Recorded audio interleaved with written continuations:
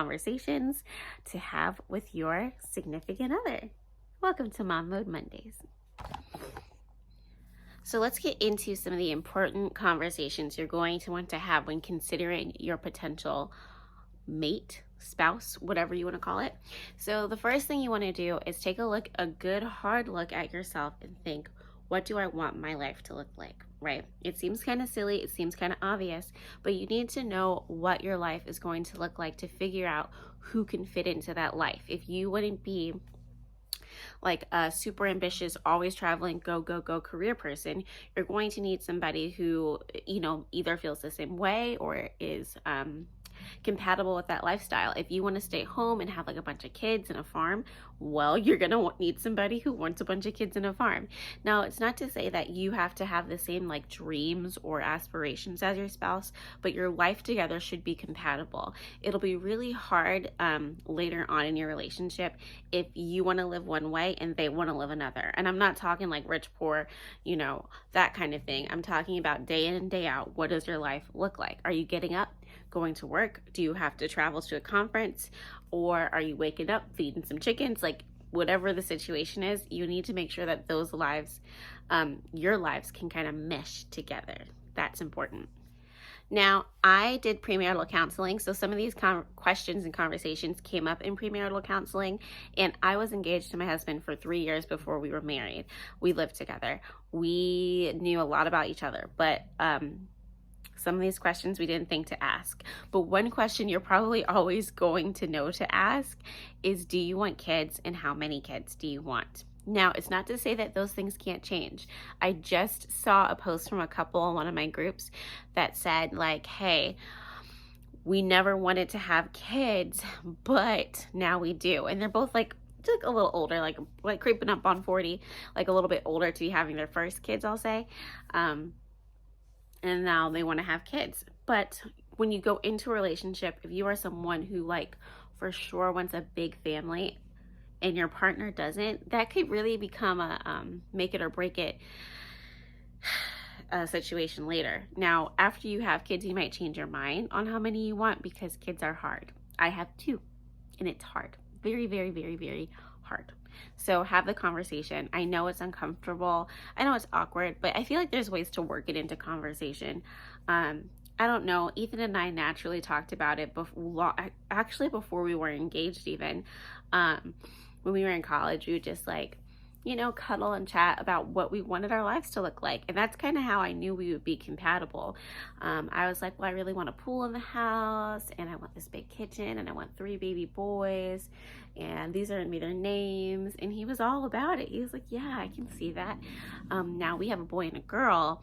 We do not have a pool currently, but we're not in our forever home. And I forgot, but we're working on all the other things. So the next thing you're going to want to look out for is, are they good communicators? And if they're not, can you guys strengthen your communication before moving forward in your relationship? I am telling you, once you get married, and especially after you have kids, there's a lot that goes on. And I'm talking day-to-day communication is crucial. And it's crucial to not have things get misconstrued or to have like things be uncomfortable.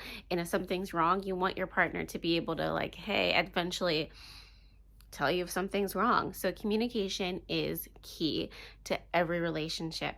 I know that every single day I have to talk to my husband about what the day looks like, because right now we're both still working. We have a 2-year-old and a 4-month-old at home with us all day with no extra help. So we need a game plan so that the trash is out, diaper genie is clean, we know what we're having for dinner, there's snacks for the 2-year-old, and so you're just going to want to be good at communicating. And going along with that, you're going to, have fights, and you're going to have to work through differences or disagreements, or, because you're 2 different people, despite how compatible you are, you're going to have moments where you might disagree on something. It could be something like, I want to homeschool my kids, but my husband wants to send them to school. Well, how do you get through that? It's going to take like some bending on either side, and some communication. So communication is important. Having a really big fight before you get married is important, I think, because you can learn how to grow from there. Ethan and I for sure fought before we got married. Nothing crazy, not super often, but we did have like a big blowout where we learned a little bit. Okay, so we're disagreeing about this. Let's figure out how to move forward. And relationships are so much give and take that you have to be willing to give. And I'm going to move on to the next point, but I will say that just a little bit of advice is to always check yourself before you check them, because I can guarantee you've done something wrong too.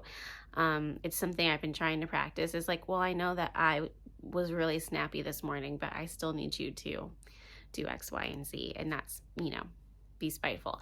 But so anyway, communication is key, right? Okay, great. Going hand in hand with meeting in the middle, there's this one thing I need to tell you. Men and women are different. And I mean, very different. And you're going to have to meet in the middle and learn each other, which is why you don't want to get married tomorrow if you just met the person. Now, I know stories where it works out, but the early years of marriage were hard. And if you don't want that, then you want to spend time with the person before you get married. So when I say men and women are different, is I am an emotional human. I cry, and my husband's a fixer. So whenever something's going on in the house or in life, or if I'm stressed or overwhelmed, he wants to move and fix things, where sometimes I need just like a shoulder to cry on. I don't need you to get up and do anything. I don't need you to go anywhere. I just need you to put down your phone, to look at me and to listen to me, and just hear whatever it is that I'm struggling with right now. But men don't always get that. Men see a problem and they want to fix it. So you have to kind of remind your partner, if you don't want them to go and fix the problem, hey, no, I need you to sit here with me and have the conversation, and don't be mad. There was so many times in my relationship where he would walk away to do something and I'd feel like, well, you're dismissing me. Oh, you're not even listening. You're not caring about what I'm saying. And he's like, no, I care about what you said, but you said this is a problem, so I'm going to go fix it. So that's one thing to keep in mind. And two, your personalities might be different. So for instance, this might sound confusing. I am an introverted extrovert. So I can be a little shy for an extrovert. I'm not always the life of the party, but I do thrive off of people. I do get energy from people, and I love seeing people. My husband is the opposite. So he isn't shy at all, and he is quite the talker, but he's actually introverted, and he would rather stay at home, have some alone time, be by himself, do his own thing, instead of going out, seeing people, planning events, and things like I like to do. So we do have quite a difference in personality there, which can sometimes be like a tense point, an uncomfortable place, because there's been many times where I'm like, well, you never want to go out and do anything with me. He's like, you never know how to slow down. And it's true. Opposites attract, opposites can work, but you have to figure out your partner and, okay, give a little, all right, so maybe today we're not going to do anything. You can just hang out on your Xbox. I don't know, read a book. I have kids. There's no time to read a book. I could do an activity, but next weekend I would like to go out. Now, obviously this is before COVID. In winter, in the summer, there's a lot more opportunities to do COVID safe activities, because just being outdoors is safer than being indoors, and the heat is better than the cold for the virus, for us, to fight the virus. So there's that. Just know that relationships are give and take, and the point is it's give first and then take. And I know a lot of people feel like, well, I'm giving.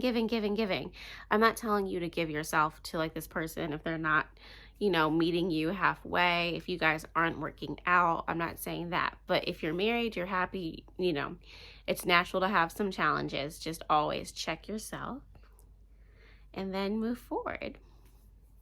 Okay, here's another important one. Don't let issues pile up. It's important. I know you might not always want to address the issue, and some things you can let slide. But if certain things are bothering you and you're letting them fester and fester and fester, eventually you're going to have a breaking point, and you're going to go to your partner and be like, blah, blah, blah, blah, blah, blah, blah, blah, blah, blah, blah, blah, blah, right? All of your issues. And they're going to be like, whoa, where did that come from? And then you're going to have all these examples and all these things to pull out. And they're probably going to say, why didn't you tell me? So don't let issues pile up. That speaks for itself. All right, so couples typically fight over a couple of different things, and one of the biggest ones is finances. So whether you're a spender or a saver, whatever your financial style is, you're going to want to have a conversation with your spouse, and probably many times with your spouse, about what your financial goals are, what you want your spending habits to be like, and that way you guys don't fight. If you like to buy a new outfit every payday, then your spouse needs to be fine with that, or else you're gonna fight. And make sure you have the money to do that too. If you want to buy your forever home in the next 3 years, then you and your spouse need to get on the same page of like, well, how expensive, like how much of a house can we afford? How much do we need to be putting away to save up for that house? And blah, blah, blah, blah. Finances are super important. So being on the same financial page can really help. A lot of couples fight over finances, and I've even heard couples get divorced over finances. So just make sure you have those conversations. Even if the money conversation's a little uncomfortable, you gotta get it done, or else you won't be successful. And everybody wants to be successful. Okay. Last, but certainly not least, intimacy, affection, and dating are crucial and important. Now, obviously, I'm talking to mamas for the most part, and that kind of changes after you have a baby because you get touched out, you're exhausted. If you have other kids, there's literally no time for dates. Find time to date. Find 30 minutes, an hour, just to have some alone time. It could be during nap time. It could be after bedtime. It could be like once a month, your family member or friend watches the baby or babies, and don't forget to date each other. A couple weeks ago, my mom ended up watching my daughter Mia for the evening, like for the afternoon, and we both like went to our separate corners and spent a little time having some me time, and then we came back together and cuddled and watched TV because we're kind of old and it's COVID. Like, what else are we gonna do? And let's be honest, if you have kids, when do you get to watch adult shows? Never. So like we sat and watched adult shows. We ordered food that she wouldn't like. She doesn't like spicy food. I like spicy food. So it was like a good little inside date. And so you need to make time to do that, even if it's really, really, really hard. I'm telling you, intimacy and affection and dating is so, so important because we tend to get caught up in the monotony of life and doing all of the day-to-day tasks that come with momming and working and whatever else we may have to do, that our relationship can kind of fall flat. But I do want to say something about after you have a new baby, there is going to just be a period of hardness. Like, right, it's just gonna, there's just going to be a period where like maybe dating isn't possible, right? You're not living off of sleep. Elliot is 4 months old now, and we're getting to a point where like dating is becoming possible. But I'm telling you, when you're like first establishing breastfeeding, when you are waking up all night, that is called survival mode.